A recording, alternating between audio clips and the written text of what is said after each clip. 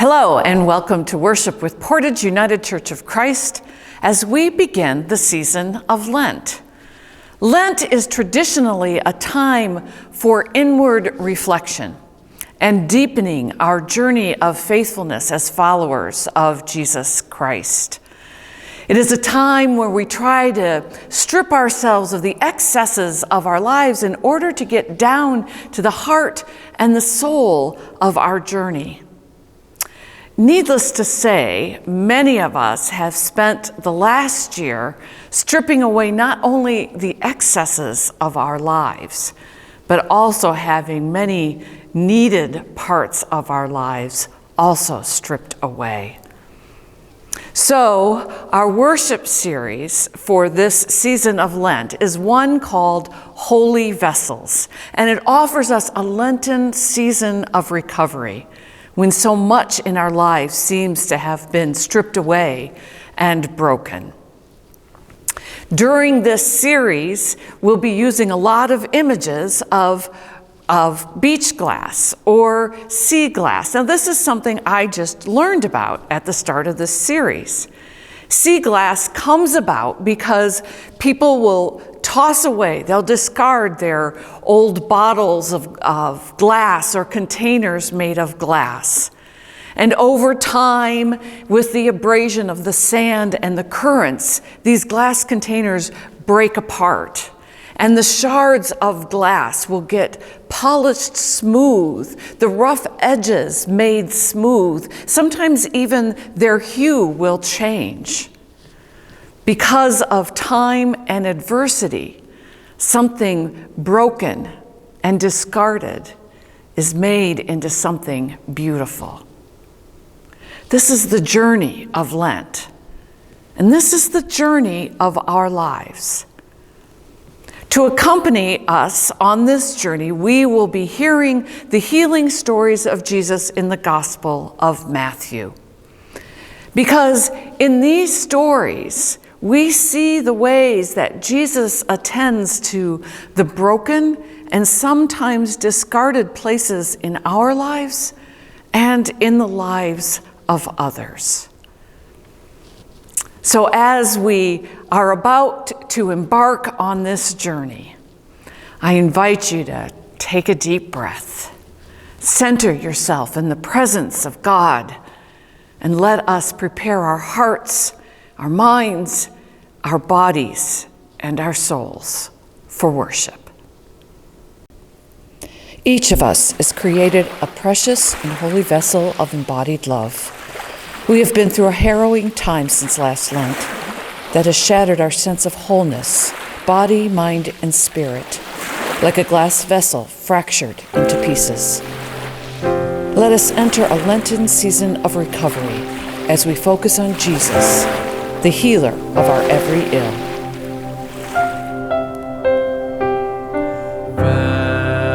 Vessels, holy and whole, broken, needing the one, open, body and soul, healer come.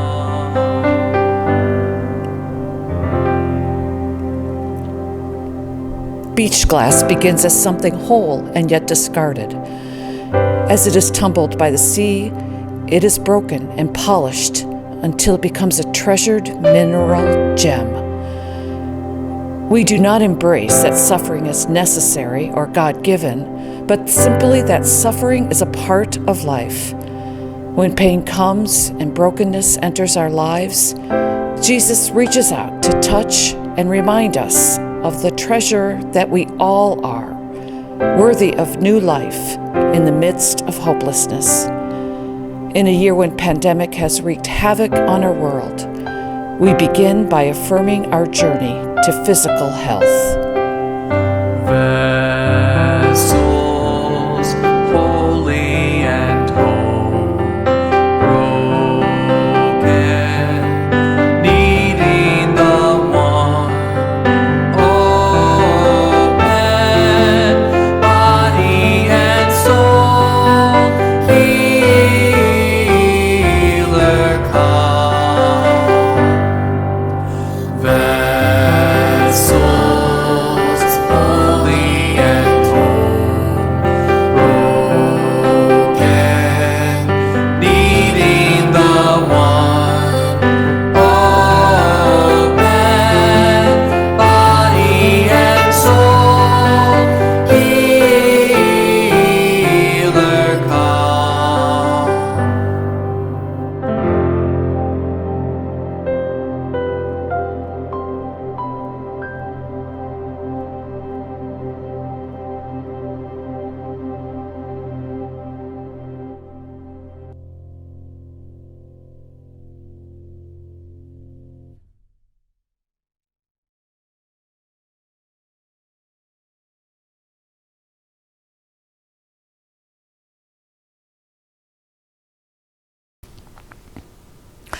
Lent developed as a season of intense inward reflection centuries after Jesus' life.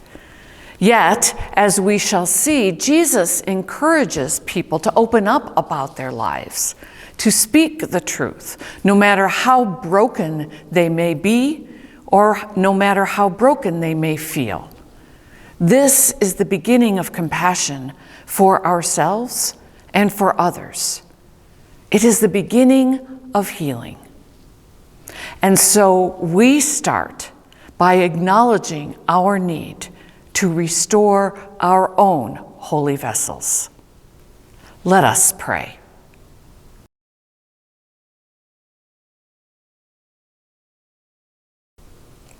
Creator God, we are bodies fashioned by your hand in your own image, shapes and colors of diverse and immense beauty. And yet too often we have ignored the sacred nature of our physical lives. The holy vessels you have fashioned are tired and suffering, ravaged by months of disrupted rhythms and ailment. Our fragility has come into full view, and we are frightened. We cannot fathom the proportion of loss, and so we look away sometimes even from our own needs. Help us, Healer. Show us our strength. Forgive our inertia. Move us to move one step at a time toward greater care. In this silence, we sense and acknowledge our yearning for wholeness.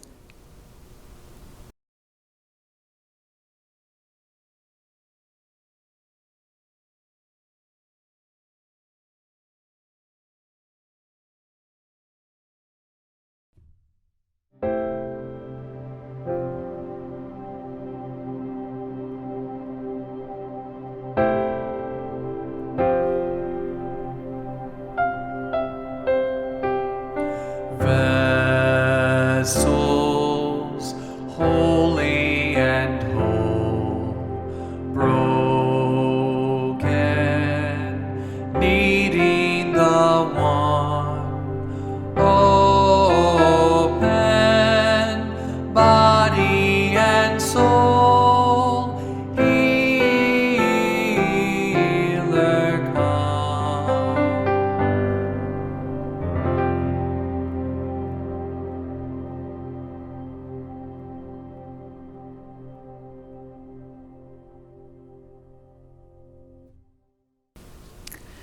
Know this, God's love and grace surround you no matter what. You are a precious and a holy vessel right now. Christ's light is a treasure given freely for you, for me, and for all. The peace of Christ be with you.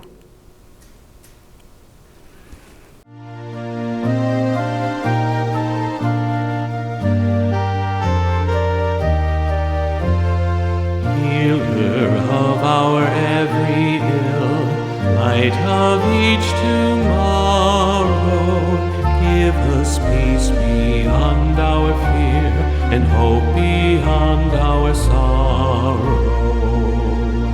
You who know our fears and sadness, grace us with your peace and gladness. Spirit of all comfort, fill our hearts. You who know each thought and feeling, teach us all your way of healing. Spirit of compassion, fill each heart.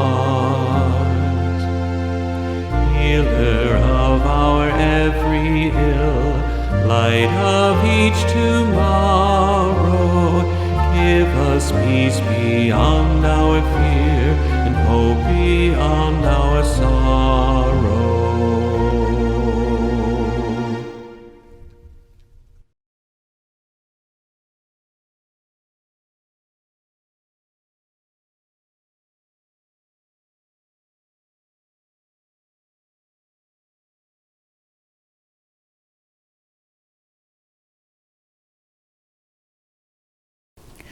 When Jesus had come down from the mountain, great crowds followed him.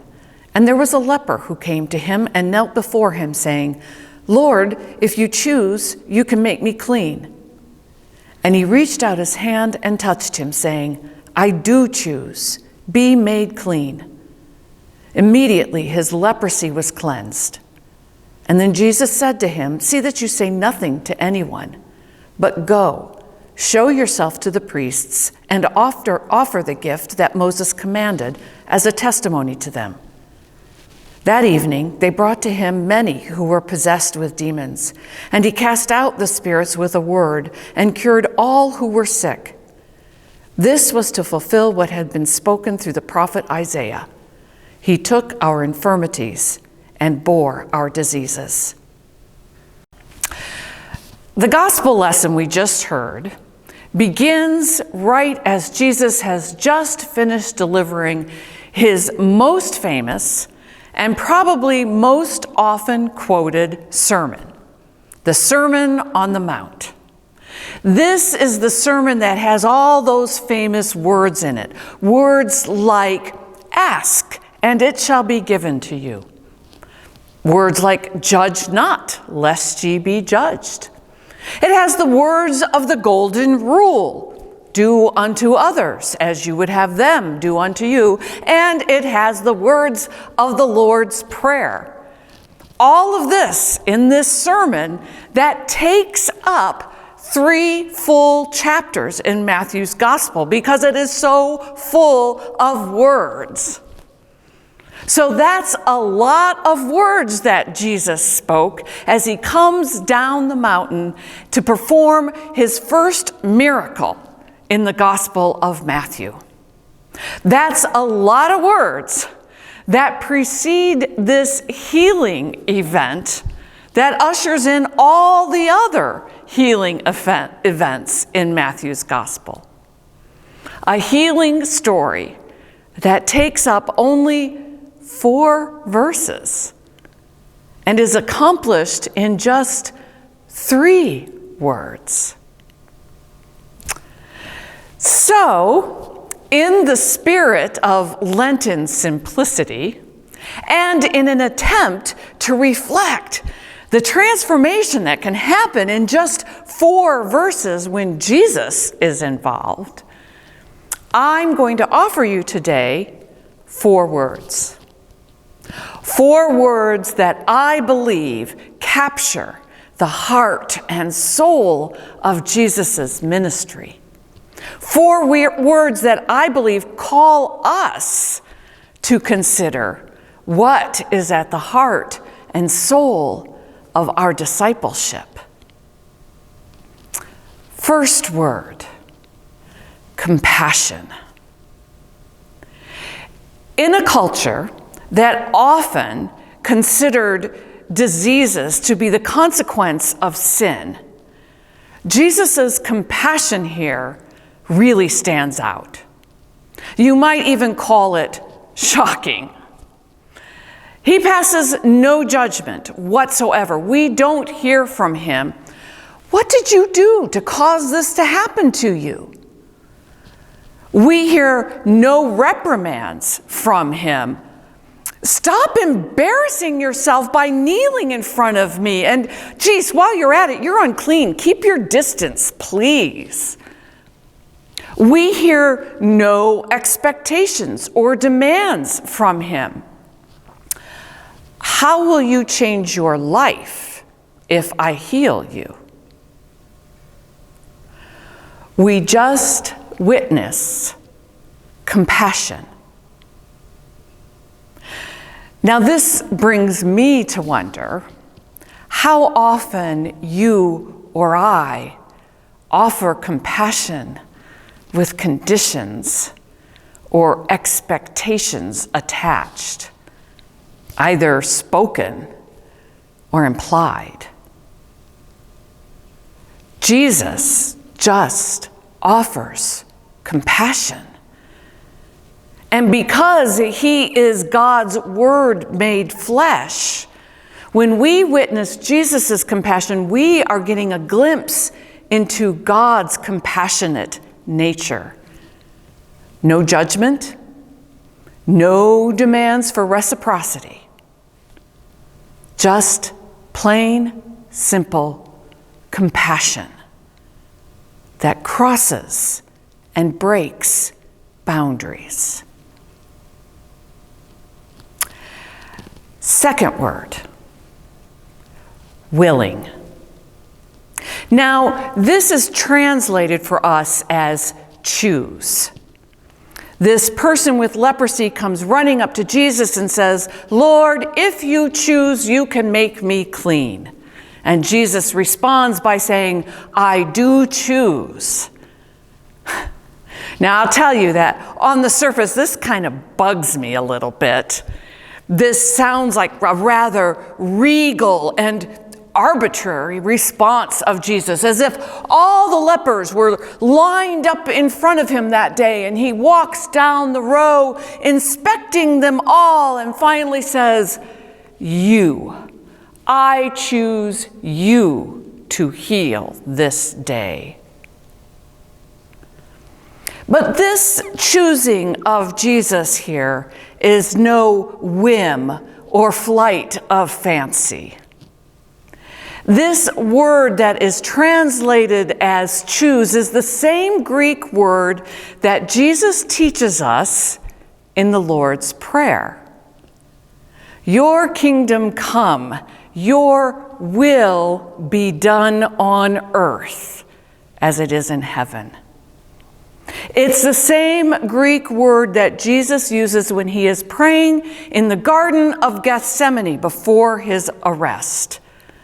Not your will, not my will, O God, but your will. Not what I choose to do, God, but what you choose. From the very beginning, Jesus aligns his choice, his choosing, with God's will. The will for the realm of God to be in our midst, on earth as it is in heaven. Jesus' willingness to make clean this man with leprosy affirms this man's desire that to know that even though he is an outcast, he has value, worth, and dignity as a child of God. God's willingness to extend compassion, you see, more often than not, is greater than what we are comfortable with. Which brings me to my third word, touch. This is a very intimate action, one that many of us are sorely missing these days of pandemic and social isolation. It's also, though, something that makes a lot of us very uncomfortable, especially when that touch involves being touched by or touching someone who is sick, or someone who is dying, or someone our culture tells us is unclean or an outcast. Now, we all know that Jesus could make this person clean without touching him. He could simply just say a word, give a command, or make some grand, bold gesture. But Jesus touches him, because that is the whole point of this story. Not the healing, but the touch. When Jesus touches this man with leprosy, Jesus himself becomes unclean. And this person who has been cut off from fellowship is brought back in to the fold. You see, God is so eager to be in relationship with us that not only does God take on our human form and flesh, God reaches out to touch us in love and to join with us in our humanity and all its brokenness, so that we might join with one another. And the fourth word, my friends, is community. The book of Leviticus lays out leprosy, which in biblical understanding could cover a whole swath of skin diseases and disfigurements and ailments. The book of Leviticus lays out leprosy as truly a social and living death. It commands that people with leprosy should wear torn clothes. They should live alone, and when they are out in public, they need to cry out, "Unclean! Unclean!"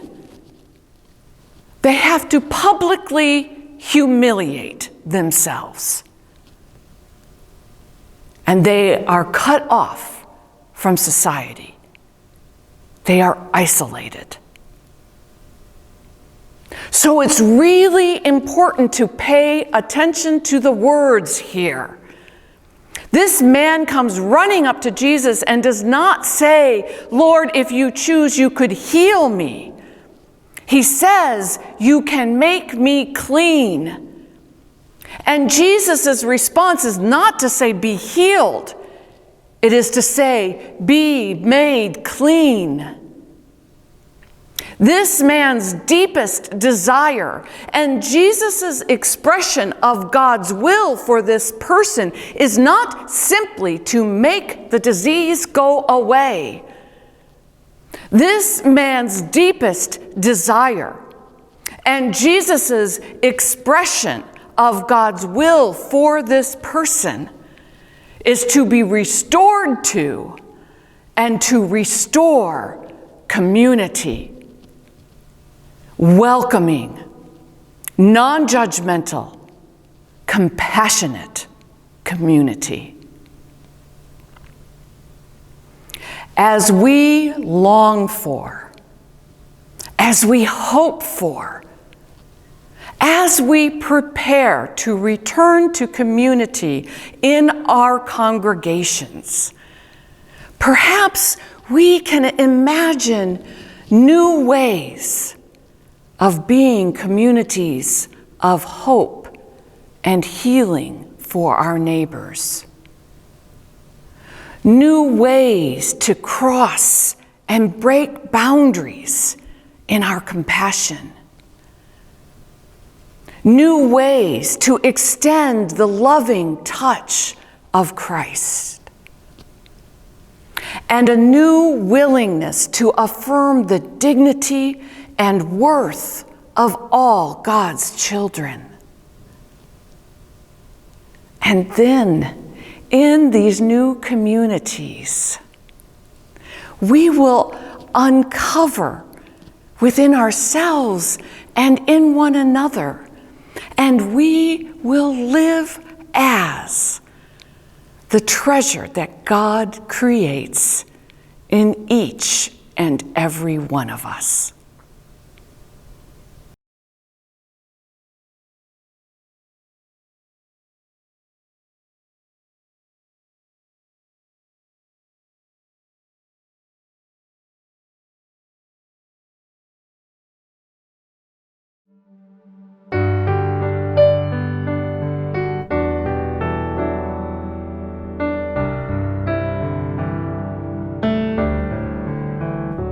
In your love, make us whole.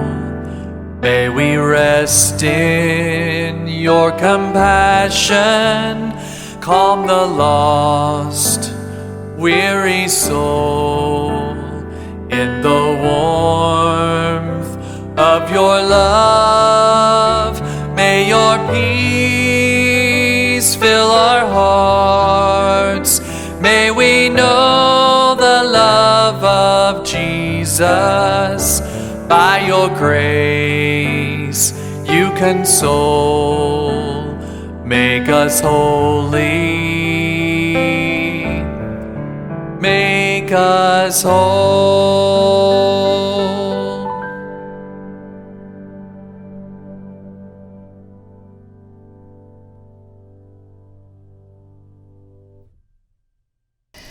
Healer of our every ill, especially our malady of separation and fear, we come before you to make our petitions known.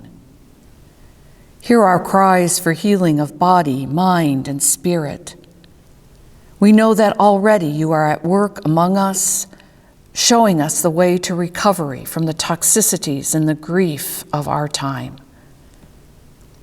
As demolished pieces that are treasured when found, we trust that beauty from brokenness is possible when we seek to bind together that which is wounded.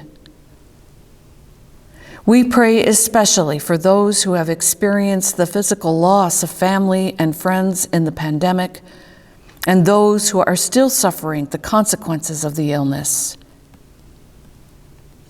We pray for each person who suffers in body, mind, or spirit in other ways, and is challenged to receive the care they need. We pray grateful thanks for the medical staff, teachers, and other frontline workers everywhere around the world who have shown unbelievable strength and stamina. And we mourn the demise of too many caregivers who risked their lives for our sake. We pray for our planet, suffering now from human abuse and neglect, and we pray for the people and communities in our country and around the globe struggling with the effects of the climate crisis. And in these moments now, we lift to you the prayers we carry in our hearts.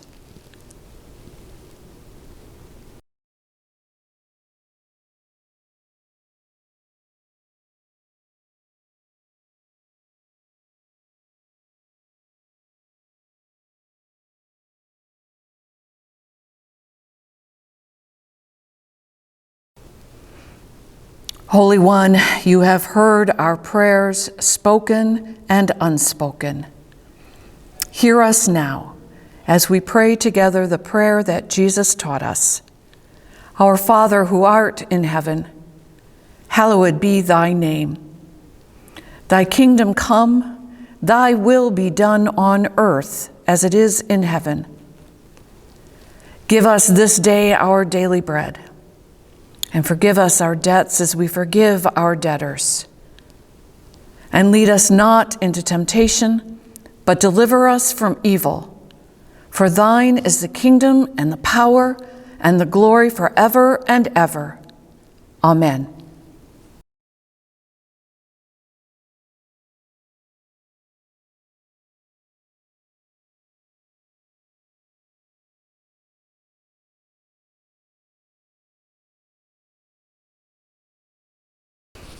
Thank you for worshiping with us today.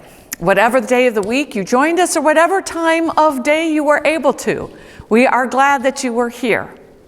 As usual, during the singing of our last hymn, we invite you to prepare or to send your gifts to support our work, our efforts to become a community of hope and healing for our neighbors. We are grateful for whatever gifts you can offer in support of our effort to be faithful to Jesus' call. You know, in Jesus' day, people had a variety of responses to his acts of healing and transformation. Some people were in awe and amazement, and other people pretty darn disgruntled and threatened. We too will find that we have a variety of responses to Jesus' work of healing in our lives. Sometimes we will feel very refreshed, and other times uncomfortable and disgruntled. But don't worry. No matter where you are on this journey towards wholeness, healing, and recovery, Jesus walks beside each of us, prodding us along, comforting us, and guiding us. So hear now, my friends, these words of blessing. Go in confidence as treasures of God, recovering your depth of love for all people and all things, and your joy for living in this world. May Jesus' words ring in your ears, I choose you. And may the Spirit hover over, move through, and deliver salve to your soul and a spring in your step. Amen.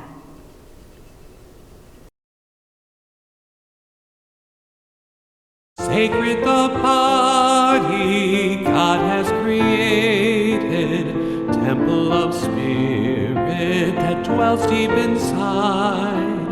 Cherish each person, nurture creation, treat flesh as holy, that love may abide. Bodies are varied, made in all sizes, pale, full of color, both fragile and strong. Holy the difference, gift of the Maker, so let us honor each story and song. Holy of holies, God ever loving, make us your temples and dwell all we do. May we be careful, tender and caring, so may our bodies give honor to you.